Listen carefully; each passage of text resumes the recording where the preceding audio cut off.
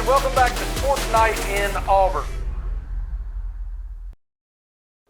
It's been a busy week here on the Plains. The temperature is rising, and so is the excitement around Auburn athletics. That's right, Lydia. From the basketball Iron Bowl to men's golf wrapping up tournament play, and with baseball season opening this weekend, there's a lot happening. Not to mention the Olympics opening ceremony and Super Bowl 60 over the weekend. We have a lot to catch up on. Welcome back to Sports Night in Auburn. I'm Lydia Welborn. And I'm Logan Carr. If there's one thing Auburn students know a thing or two about, it is keeping their hopes up.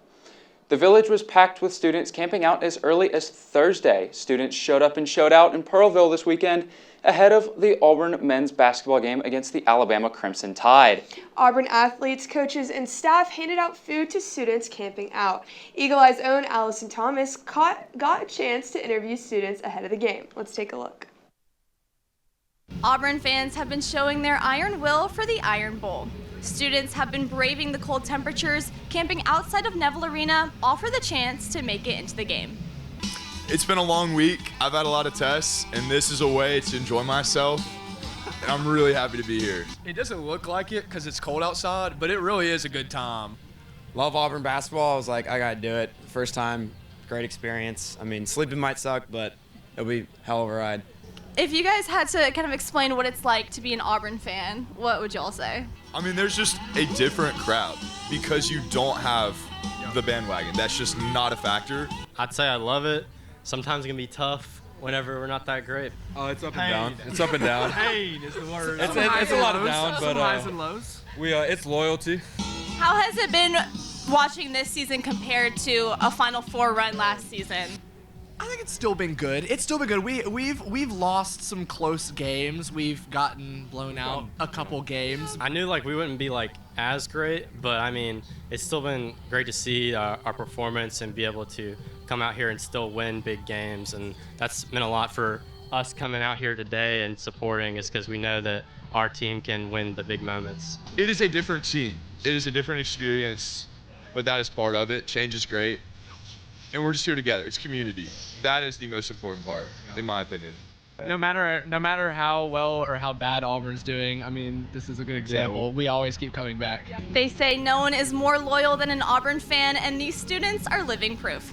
For Eagle Eye TV, I'm Allison Thomas. All right, Logan, after that, I have to ask you, what would be your tent essentials? I think for me, I would have to bring a sleeping bag and a sleeping pad, and I definitely would need something to cook food on because that would be a little difficult in a tent. Yeah, that's so true. I agree with you. Well, when students no longer had to battle the cold, they turned their attention to helping their Tigers battle the Alabama Crimson Tide. The Tigers got off to a very hot start. However, that wouldn't be enough as Nate Oates and the Tide surged back to hand it to the Tigers. Auburn dropped a tough one at Neville Arena Saturday, falling to Alabama 96-92, despite a combined 49 points from Todd Pettiford and Keyshawn Hall. The Tigers led at the half and shot well, but Alabama exploded for 59 second-half points and took control late. Eagle Eye's own Vivian Kennel recorded the best moments. Let's take a look. This afternoon in Neville Arena, the Iron Bowl of basketball lived up to the hype. Auburn came out firing momentum on its side, but a second-half surge from Alabama flipped the script. Auburn opened the game by applying defensive pressure and playing downhill offensively. Todd Pettiford set the tempo for the Tigers, scoring 25 and distributing the ball as Auburn built a 4-point halftime lead. Keyshawn Hall provided a consistent scoring presence on the wing, finishing with 24 points while attacking mismatch opportunities in the half court. Alabama took control early in the second half, opening on an 11-0 run as Auburn struggled to finish defensive possessions. Freshman Amari Allen stretched Auburn's defense from the perimeter, while LeBaron Philon scored 16 of his 25 points after halftime. Alabama also got a lift off the bench from Charles Bediako, back with the program after some time in the G League, as he added 12 points and interior stability. Auburn remained within a single possession inside the final 4 minutes, but a missed opportunity and a late turnover prevented the Tigers from retaking the lead. You can't really mull on this loss. If you make it your everything, then we're not going to be ready for the next game, and this can be a repeat of what happened. So we've been here before. We'll bounce back from it. We'll be better on Tuesday. The intense Iron Bowl matchup ended with the Crimson Tide taking the win 96-92. With the loss, Auburn drops to 5-5 in SEC play. The Tigers look to bounce back this Tuesday, February 10th at 6 p.m. as they host Vanderbilt at home. For Eagle Eye TV, I'm Vivian Kennel.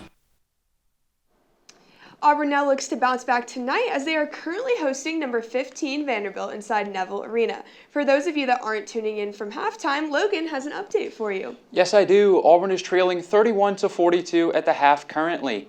Keyshawn Hall is leading the team with 10 points. Tahad Pettiford and Sebastian Williams-Adams both have 2 fouls, so we will be watching that as the second half unfolds. On the flip side, Vanderbilt has 2 players in double digits, and Devin McLaughlin is flirting with a double-double.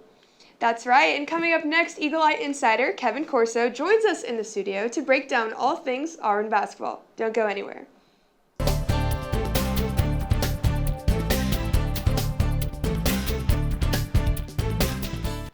Welcome back to Sports Night in Auburn. We're in for a treat tonight as I am joined in the studio with Eagle Eye insider Kevin Corso. Kevin, taking a look back at the Alabama game, what stood out to you the most? Well, the Tigers took a tumble in the final minutes of Saturday's basketball Iron Bowl versus Alabama, letting the Tide roll their way to a win in Neville Arena. Auburn did plenty right, winning the rebounding battle and taking care of the ball, committing just 5 turnovers to Alabama's 14.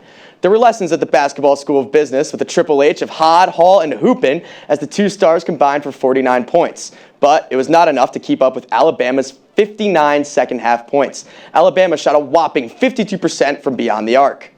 Alabama may have won on the hardwood, but they surely lost in the courtroom. It was announced Sunday G League dropout Charles Bediako is no longer eligible after his temporary restraining order against the NCAA ended. Nonetheless, it was classic SEC basketball, fast, physical, and loaded with tough shots and deep threes. The game may be about a bucket, but a stop is important as well. Despite scoring 92 points, Auburn failed to close out defensively. If Auburn is looking to have success in March, they really need to finish games like this. Looks like that was just a very unfortunate performance by Auburn's defense. Here are some of Stephen Pearl's thoughts after his first Iron Bowl. We got a little out of character from what worked in the first 18 minutes, and ultimately gave them the confidence to go out there and do a lot of really good things offensively. So credit to them because they made those tough shots. And, we scored 92 points. We got to be able to win that game scoring 92 points. It has nothing to do with our offense. It has everything to do with our defense. Defensive-minded coach was not impressed. Looking ahead to Auburn's game against Arkansas, what do you think are some things to look out for? Auburn is set to face number 21 Arkansas on Valentine's Day in a matchup where love most likely won't be in the air, at least on the court. Auburn roasted some hogs and put those pigs in a blanket last time these teams met in January, beating Arkansas 95-73 behind Keyshawn Hall's 32-piece and the Tigers' stifling defense. However, expect a tighter matchup this time around. Arkansas has been one of the SEC's more consistent squads with a 7-3 conference record behind savvy shot-creating freshman Darius Acuff Jr. and coach John Calipari, who continues his march towards career win 900. Auburn hopes to make Calipari wait just a little longer for that milestone. Now, we've seen some explosive scoring outputs from the Tigers, but the question is the team's defensive consistency, especially against a high-tempo team like Arkansas that thrives in transition. To replicate success from earlier this season, Auburn will need to protect the ball, crash the boards, and make clutch stops on the defensive end. If the Tigers can control the pace and bring the same edge they brought in January, Valentine's Day could turn into heartbreak for the Razorbacks and a statement win for Auburn in the SEC race. It should be an exciting matchup. Looking forward to seeing how the Tigers perform. Thank you, Kevin, for joining us. It's always great to hear your input. Unfortunately, that is all the time we have with you. When we come back, we'll take a look at all things Auburn men's sports in our Men's Minute. Oh, and get your teas ready. We'll start with men's golf. We'll be right back.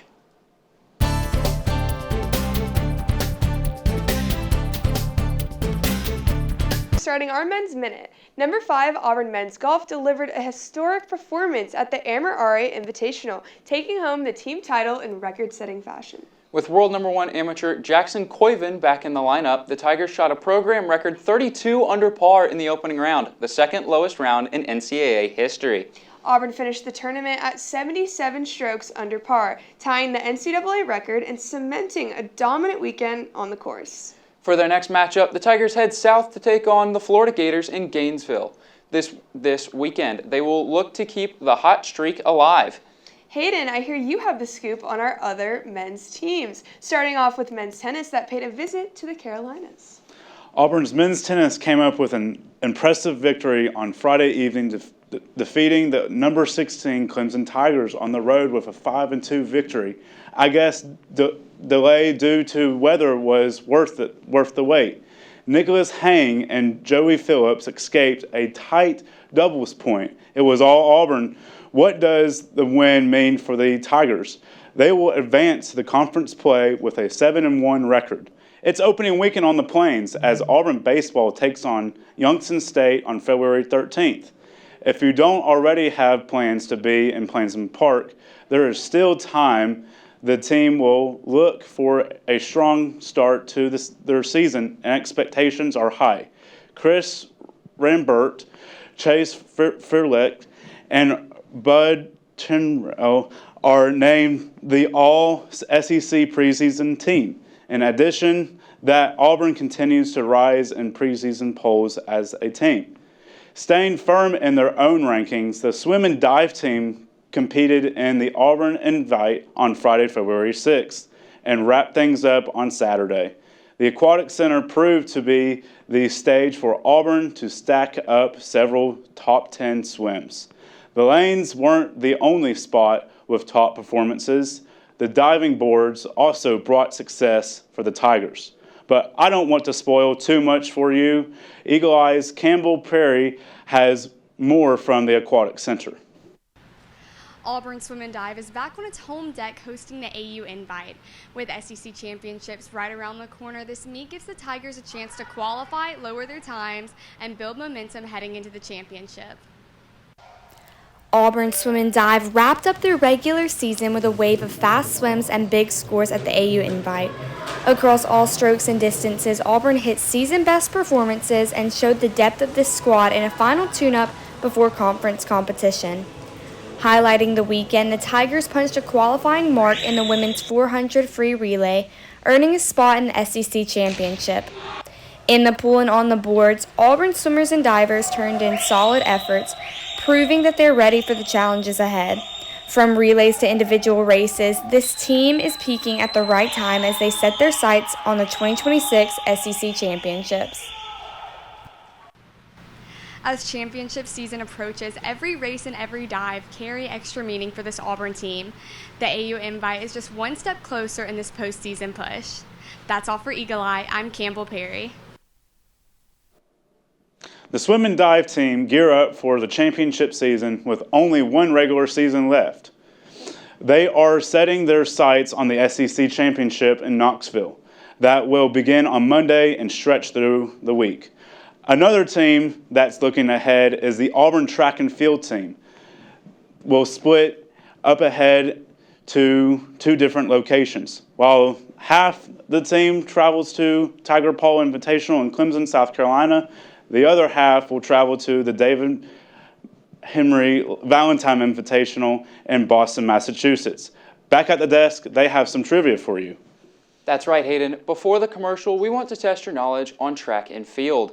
The Auburn men's track and field team moved up in the rankings this past week. Our question for you is, where are they ranked now?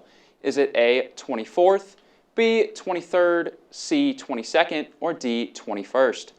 We'll have the answer for you when we come back, along with the beginning of our Women's Watch. Stick around for more.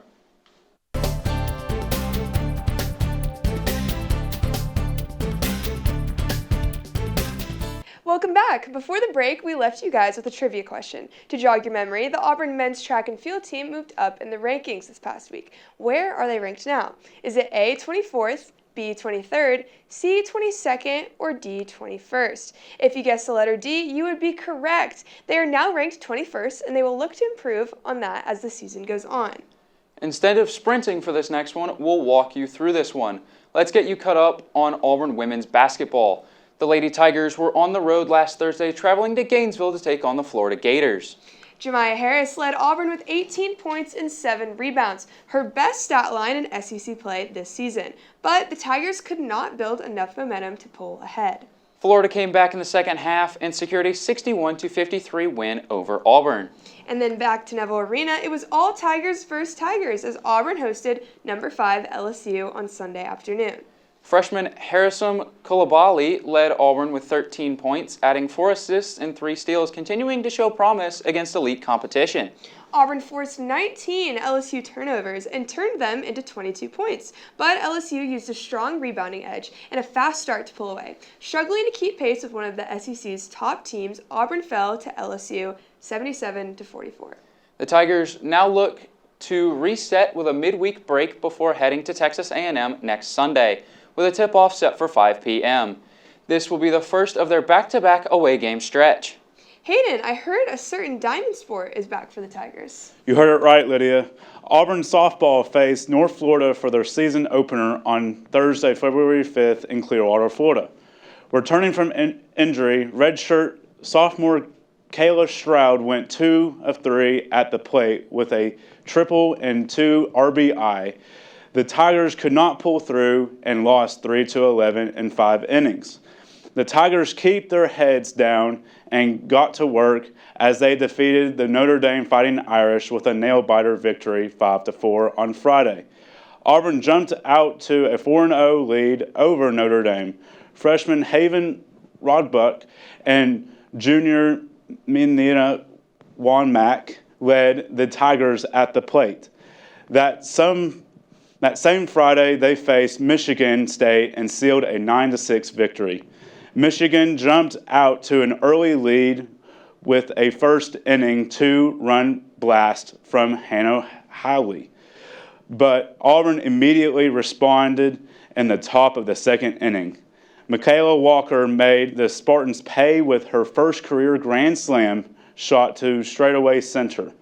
Coming off the performance, the Tigers came up with a huge upset when they faced number 9 Clemson.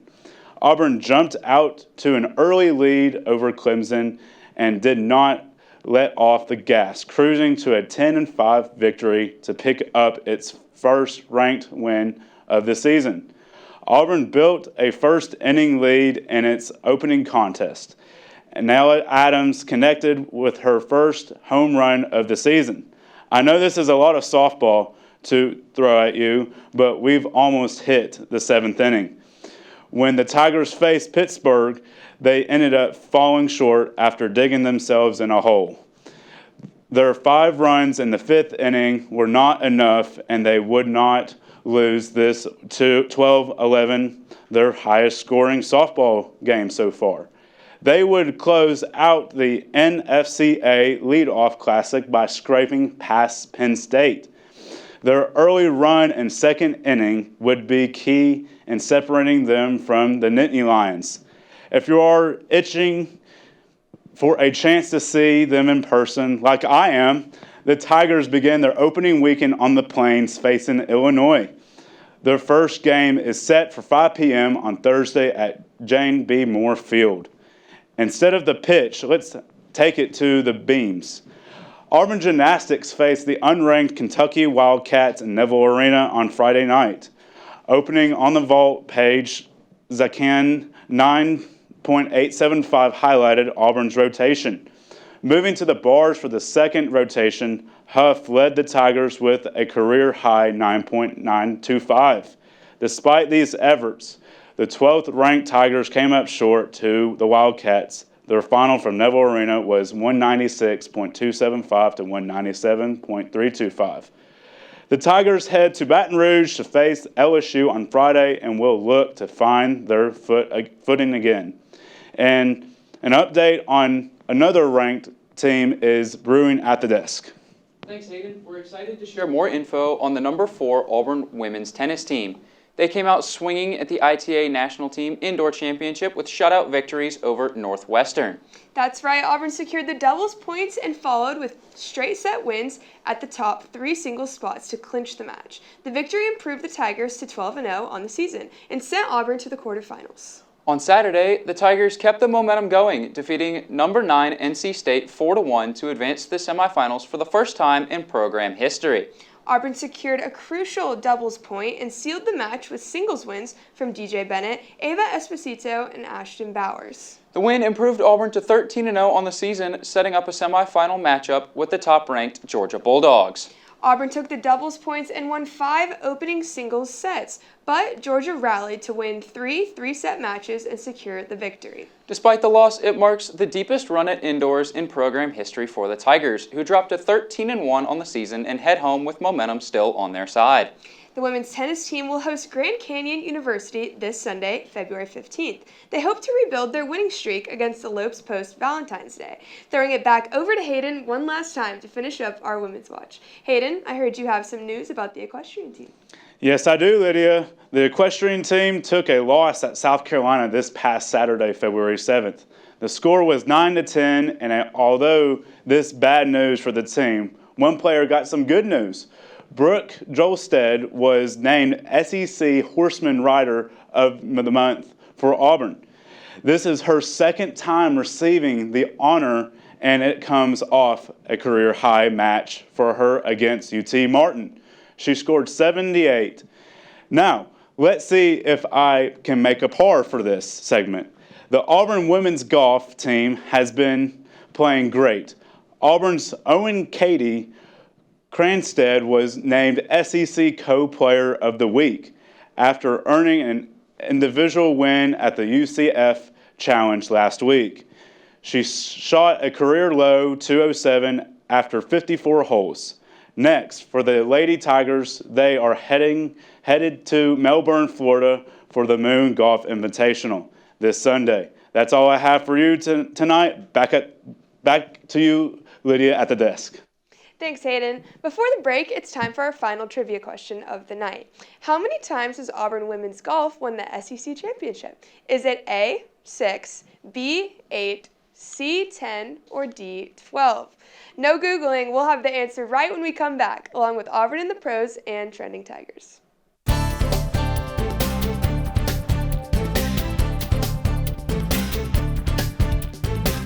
Before the break, we asked you guys how many times Auburn women's golf won the SEC championship.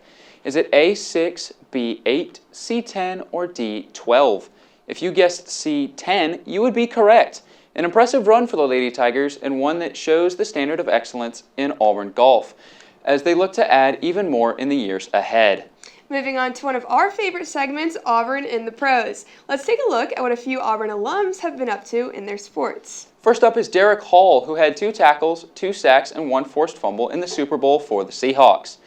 He is now a Super Bowl champion after their 29-13 win over the Patriots. Next up, I am happy to report that former Tiger Dylan Cardwell is officially signed with the Sacramento Kings. Then, in that same week of signing, he got a career high of 14 points and 14 rebounds. Insane stats for the former big man on campus. After that, we have Sharif Cooper, who had a career high in the NBA with 18 points and 5 rebounds off the bench. He also logged 28 minutes off the bench. Crazy numbers. And finally, we have Erin Fleury, who signed a professional contract with KA. She is now a 2-time champion in Iceland's top division. Let's dive into our final segment for the night, Trending Tigers. We have some big news for football. Now, Lydia, am I seeing double, or did Auburn football sign yet another Australian punter? You're right, Logan. Max Bork is officially an Auburn Tiger. From down under to the plains, Alex Golish is already making waves recruiting. Transitioning from the football field to the basketball court, we want to remind everyone that Parker McCollum is coming to Neville Arena this Friday, February 13th, and you still have the opportunity to snag some tickets if you haven't already. That's what we have in store for you today. For more Sports Night in Auburn and Eagle Eye Sports, follow our Instagram and Twitter pages. Make sure to subscribe right here on YouTube and tune in every single week. Until next week, I'm Lydia Welborn. For all of us here in the Eagle Eye studio, Kevin and Hayden and everyone behind the camera, our producers are Sophia Weber and Madison Seidel. I'm Logan Carr. This has been Sports Night in Auburn. Good night and War Eagle.